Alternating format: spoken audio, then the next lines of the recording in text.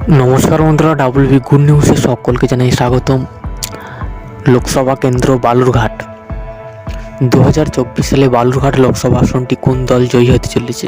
এই আসন থেকে তৃণমূল কংগ্রেসের প্রার্থী অর্থাৎ জয়প্রকাশ মজুমদার এবং বিজেপি প্রার্থী সুকান্ত মজুমদার প্রার্থী হলে কেমন ফলাফল হবে 2024 সালে, অর্থাৎ কোন দল জয়ী হতে পারে বালুরঘাট লোকসভা আসনটিতে? বিধানসভা নির্বাচনের ফল অনুযায়ী কোন প্রার্থী এগিয়ে রয়েছে এবং কোন প্রার্থী পিছিয়ে রয়েছে, কত শতাংশ ভোট পেয়েছে এবং 2019 সালে এবং 2014 সালের ফল অনুযায়ী কেমন অবস্থায় রয়েছে, কার পক্ষে জনতার রায় দিচ্ছে অর্থাৎ বালুরঘাট লোকসভা কেন্দ্রে। তো বর্তমানে এই আসন থেকে সুকান্ত মজুমদার সংসদ রয়েছেন। আমরা বালুরঘাট লোকসভা কেন্দ্রের মানুষজনদের তিনটি প্রশ্ন করেছিলাম। তার তিনটি প্রশ্নের জবাবে বালুরঘাট লোকসভা কেন্দ্রের মানুষজন কি জানিয়েছে, তো আজকে দেখে নেব। আমরা প্রথম প্রশ্ন করেছিলাম 100 দিনের কাজের টাকা না দেওয়ার পেছনে বঙ্গ বিজেপির কি হাত রয়েছে, অর্থাৎ যে গরিব মানুষের খেটে খাওয়া মানুষ রয়েছে, তো দীর্ঘদিন ধরে 100 দিনের কাজের টাকা পাচ্ছেন না রাজ্যবাসীরা, তো এর জন্যে বঙ্গের বিজেপি দলের কি কোনো হাত রয়েছে, তার উত্তরে মানুষজন কি জানিয়েছে দেখুন। 55% মানুষ অভিযোগ করছে হ্যাঁ, বিজেপি দলের এর পেছনে অর্থাৎ 100 দিনের রাজ্যের কাজের টাকা না দেওয়ার জন্যে বিজেপি দলের বঙ্গ বিজেপি দলের হাত রয়েছে, অর্থাৎ বলছে 55% মানুষ। এবং 35% মানুষ বলছে না, কোনো হাত নেই এর পিছনে। এবং 10% এমন মানুষ রয়েছে অর্থাৎ কোনো উত্তর দেয়নি। এবং আমরা দ্বিতীয় প্রশ্ন করেছিলাম 5 রাজ্যের যে বিধানসভা নির্বাচন গেল, বাংলার রাজনীতিতে তার প্রভাব পড়বে কি, তো এর উত্তরে মানুষ কি জানিয়েছে দেখুন।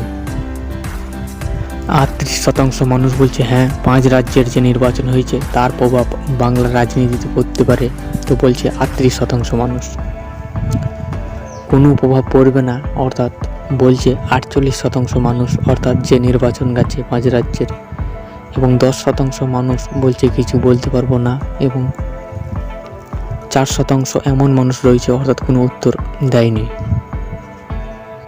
এবং আমাদের তৃতীয় প্রশ্ন করেছিলাম জয়প্রকাশ মজুমদার এবং সুকান্ত মজুমদার এই লোকসভা কেন্দ্রে প্রার্থী হলে ফলাফল কী হতে পারে, অর্থাৎ জনগণ কার পক্ষে রায় দেবে, তার উত্তরে মানুষ কি জানিয়েছে জেনে নেব। তো এর উত্তরে মানুষ কি জানিয়েছে দেখুন। 44% মানুষ বলছে এই আসন থেকে তৃণমূল কংগ্রেস জয়ী হতে পারে। 42% মানুষ বলছে বিজেপি জয়ী হতে পারে।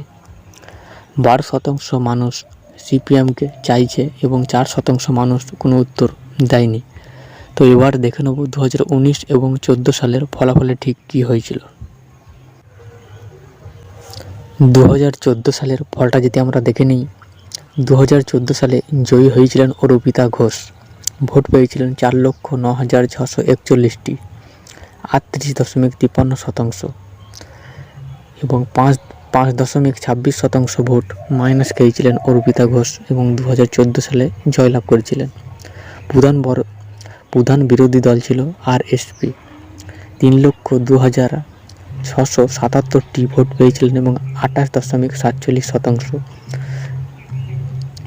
এবং মাইনাস 15.51% ভোট হারিয়েছিল আরএসপি।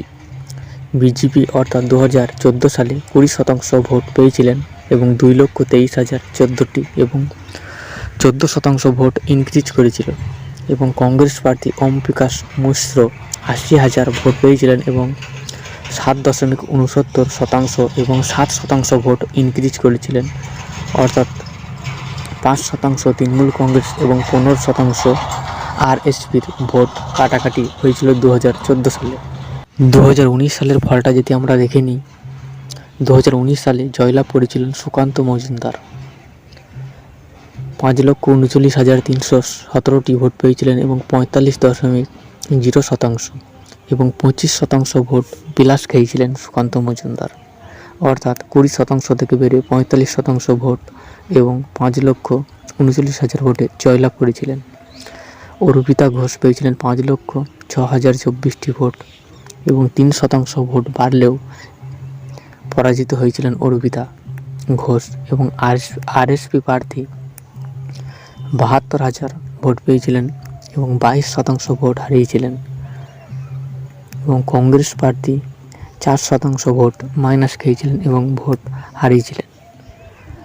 তো পরাজিত হয়েছিলেন অর্পিতা ঘোষ অর্থাৎ 2019 সালে।